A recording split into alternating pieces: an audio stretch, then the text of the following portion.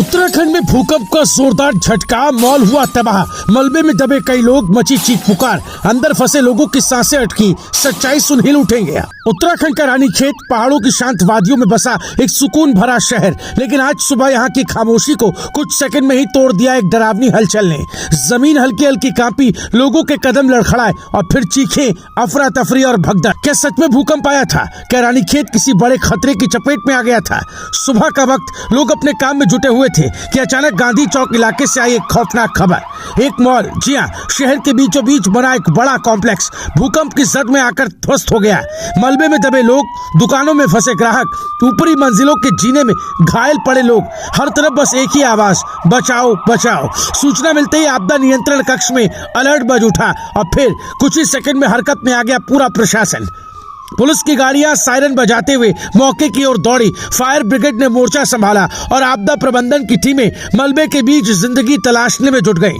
मलबे के नीचे करीब 20 लोगों के फंसे होने की आशंका, हर सेकंड भारी, हर पल कीमती। एसडीआरएफ और एनडीआरएफ की टीमें पहुंची, रस्सियां, स्ट्रेचर और मशीनें लेकर, और शुरू हुआ रेस्क्यू ऑपरेशन। सशस्त्र सीमा बल यानी एसएसबी के जाबाज भी मैदान में उतर आए। एक एक पत्थर हटाकर जिंदगी को वापस खींचने की जंग शुरू हो गई।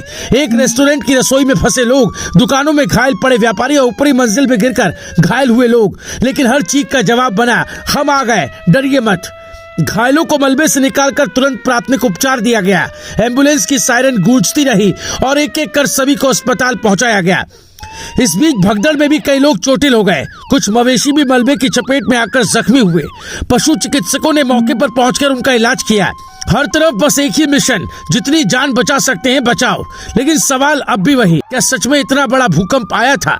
क्या रानीखेत किसी बड़े खतरे से बाल बाल बचा, या फिर इस कहानी में छुपा है कोई और सच? दरअसल जो कुछ आपने देखा, जो चीखें सुनी, जो अफरा तफरी महसूस की, वो हकीकत नहीं थी। जी हाँ, हकीकत नहीं थी।